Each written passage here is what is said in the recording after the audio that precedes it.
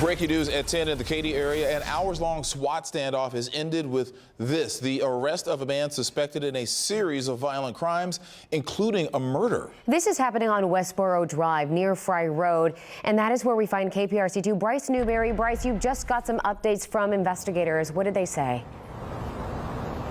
Yeah, Daniela and Keith, tonight we can confirm this 46-year-old man is believed to be the suspect in the killing of his girlfriend at a gas station near the Museum District yesterday morning. He's then accused of getting into a deputy constable's car, stealing it, before then returning, getting into a shootout with that deputy constable, and then taking off in his girlfriend's Camaro. Tonight you can see the scene behind me here at this apartment complex where he was arrested has really died down. We just saw a couple of crime scene units pull in there, but take a look at this video. You'll see it only on 2 tonight of Tilford Anthony Joseph surrendering to the Harris County SWAT team after barricading himself inside the Westboro Crossing apartments for hours. Deputies got called here for what they believed was a weapons disturbance around 4:45 this afternoon. That's when a woman told them the man inside may have been wanted. HCSO tells us the hostage negotiation team was in communication with him, and here at the scene we saw robots being sent in, the Rook also put on standby.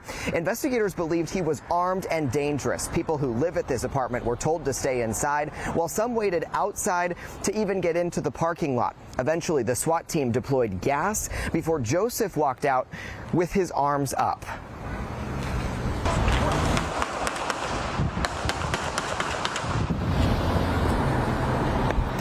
And that was cell phone video from yesterday morning. You heard the gunfire from a Shell gas station on McGregor and Alameda near the Museum District. That's where Joseph is believed to have shot his girlfriend about 9 times. She died and has been identified as Teresa Houston, an Alvin ISD high school employee.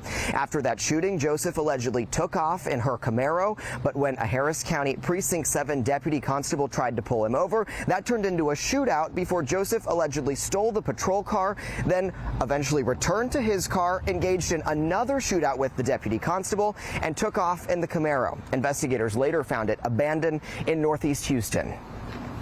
Allegedly, his crimes are pretty severe, which definitely requires the attention of such a heavy presence.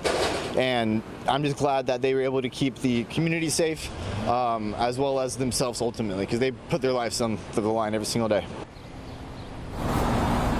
And back out here live right now, you can actually see a couple of sheriff's units pulling out of the apartment complex, just showing you that this investigation is still going on at this hour. But you can imagine just the disruption this was for everyone who lived in this apartment complex, around 4:45 this afternoon when they were getting home from work and they couldn't even get into their own apartments, some of them at least. And by the way, we checked, Joseph does have a pretty lengthy criminal history dating back to the 90s. He was recently convicted of aggravated assault of a family member and then given deferred adjudication. Tonight, Harris County Sheriff Ed Gonzalez posted on X, formerly known as Twitter, that he is being charged with murder and aggravated assault of a peace officer. We are live in West Harris County. I'm Bryce Newberry, KPRC 2 News.